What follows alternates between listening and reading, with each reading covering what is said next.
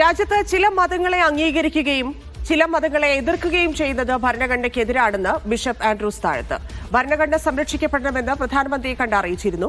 കേരളത്തിൽ ന്യൂനപക്ഷ ക്ഷേമ വകുപ്പിലും മുന്നോക്ക വികസന കോർപ്പറേഷനിലും ക്രൈസ്തവ സമുദായങ്ങളിലില്ലെന്ന് ആൻഡ്രൂസ് താഴത്ത് ആരോപിച്ചു. ഇന്ത്യക്ക് ലോകത്തിലെ ഏറ്റവും മനോഹരമായ ഭരണഘടനകൾ ഒന്നുണ്ട്. പക്ഷെ ആ ഭരണഘടനയ്ക്ക് എതിരായിട്ട് നിയമങ്ങളുണ്ടാക്കുകയും ആ ഭരണഘടനയ്ക്കെതിരായിട്ട് ചില സമുദായങ്ങൾ എതിർക്കുകയും ചെയ്യുന്നത് ഒരിക്കലും അംഗീകരിക്കാനാവില്ല.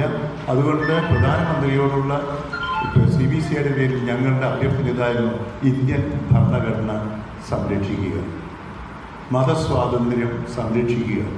കേരളത്തിലും ന്യൂനപക്ഷ ക്ഷേമ വകുപ്പും ന്യൂനപക്ഷ മന്ത്രിയും ഒക്കെ ഉണ്ട്. ഇതുവരെ ഒരു ക്രൈസ്തവ മന്ത്രി ഉണ്ടായിട്ട് എനിക്കറിയില്ല, എനിക്കറിയുന്നറിയില്ല. ഇതുവരെ ന്യൂനപക്ഷ ക്ഷേമ വകുപ്പിൽ ചെയർമാനായിട്ട് ഒരു ക്രൈസ്തവരും ഉണ്ടായിട്ടില്ല. ഇപ്പോൾ മുന്നോക്ക കമ്മീഷനും ഉണ്ടായിട്ടില്ല. മുന്നോക്ക കമ്മീഷൻ്റെയും ചെയർമാൻ ഒരു ക്രൈസ്തവ